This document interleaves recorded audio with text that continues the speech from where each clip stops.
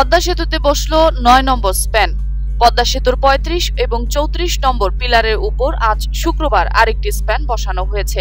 এই নিয়ে পদ্মা নদীতে নির্মাণাধীন সেতুর মোট ৯টি স্প্যান বসানো হলো।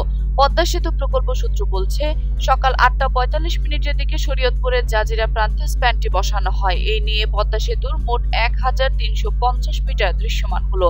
২৭ অথবা ২৮ মার্চ মাওয়া প্রান্তে ১২ এবং ১৩ নম্বর পিলারের উপর একটি স্প্যান বসানো হবে। এই দুটি নিয়ে মোট ১০টি স্প্যান বসানোর কাজ শেষ হবে। আগামী বৃহস্পতিবারে পদ্মা সেতুর উপর একটি স্প্যান বসানোর কথা ছিল, কিন্তু কারিগরি কিছু জটিলতার কারণে স্প্যানটি আজ বসানো হয়েছে। পদ্মা সেতু প্রকল্প পরিচালক শরীফুল ইসলাম জানান, সেতু স্প্যান বসানোর সঙ্গে সঙ্গে নকশা জটিলতা কাটানো পিলারগুলোর কাজ দ্রুত গতিতে চলছে। তিনি বলেন, প্রতিদিনই অবশিষ্ট পিলারে পাইল বসানো কাজ হচ্ছে। আশা করা যায় ৬, ৭ এবং ৮ নম্বর পিলারগুলো পাইল বসানো কাজ দ্রুত শেষ হয়ে যাবে। পদ্মা সেতু প্রকল্পের সূত্র জানা গেছে, মূল পদ্মা সেতু ৭২% কাজ শেষ হয়েছে।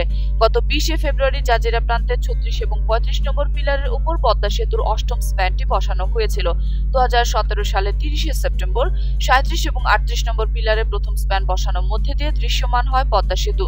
২০১৮ সালে ২৮ জানুয়ারি ৩৮ এবং ৩৯ নম্বর পিলারের উপর দ্বিতীয় স্প্যানটি বসে। গত বছরে ১১ মার্চ ৩৯ এবং ৪০ নম্বর পিলারের উপর বসে তৃতীয় স্প্যান। ১৩ মে ৪০ এবং ৪১ নম্বর পিলারের উপর চতুর্থ স্প্যান বসানো হবে। ২৯ জুন সেতুর ৫ম স্প্যান বসানো হয় শরীয়তপুরের জাজিরা উপজেলা নওডোবা এলাকায়। এই বছরের ২৩ জানুয়ারি জাজিরা প্রান্তে তীরের দিকে ৬ষ্ঠ স্প্যান বসবে।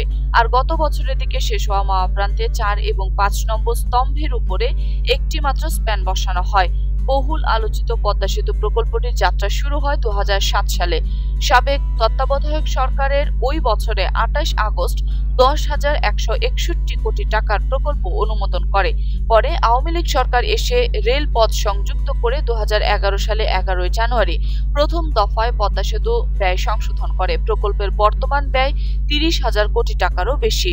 মূল সেতু নির্মাণের দায়িত্বে চীনের ঠিকাদারি প্রতিষ্ঠান China major bridge engineering construction company, আর নদী শাসনে কাজ করছে চীনের আরেক প্রতিষ্ঠান সিনোহাইড্রো কর্পোরেশন।